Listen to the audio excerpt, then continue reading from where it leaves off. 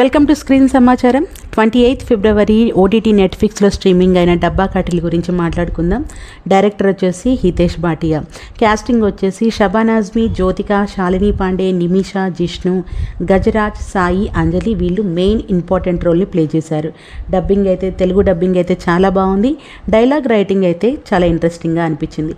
Crime, thriller, suspense, mafia, drugs ఇలా ఇష్టపడే వాళ్ళు చూడడానికైతే చాలా బాగుంది. ఈ సిరీస్ని అస్సలు మిస్ చేసుకోవద్దు. ఫ్యామిలీతో కలిసి చూడొచ్చు. ఇంకోటి ఏంటంటే ఇది బ్రేకింగ్ బ్యాడ్ అమెరికన్ సిరీస్ లాగా ఉందని కూడా చాలామంది రివ్యూ చేశారు.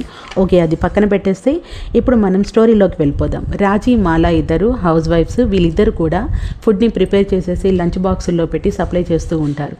మరి అలాంటి వాళ్ళు ఈ డ్రగ్స్, గంజాయిలోకి ఎలా ఎంటర్ అయ్యారు, అసలు వాళ్ళు ఎంటర్ అవ్వాల్సినటువంటి పరిస్థితులు ఏంటి, ఏం పరిస్థితులు ఎదుర్కొన్నారనేది చాలా బాగా చూపించారు.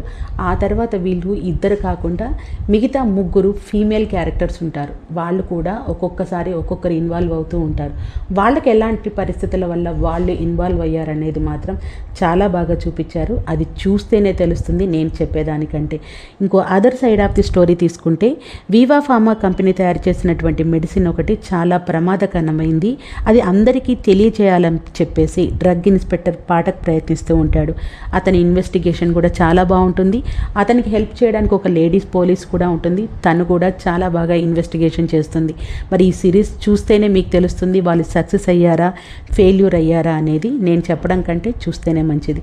ఒక 5 ఫీమేల్ క్యారెక్టర్స్ని మెయిన్ రోల్గా చేసి ఈ సిరీస్ తీయడం అంటే చాలా గొప్ప విషయమే.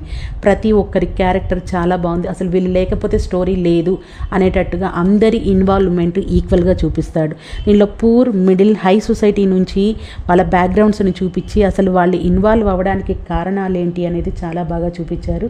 నేనైతే ఫస్ట్ ఎపిసోడ్ కూర్చున్నాను అని అంటే 7th ఎపిసోడ్ వరకు కంప్లీట్ చేసేసాను. 7th ఎపిసోడ్ ఇన్కంప్లీట్గా అనిపించింది. Eagerly I'm waiting for season 2. నాకైతే వాట్ నెక్స్ట్ అనేది ఉంది. మీరు కూడా తప్పకుండా ఈ వీకెండ్ చూసేసి మీకు ఎలా ఉందో కమెంట్ చేసేయండి. Thank you.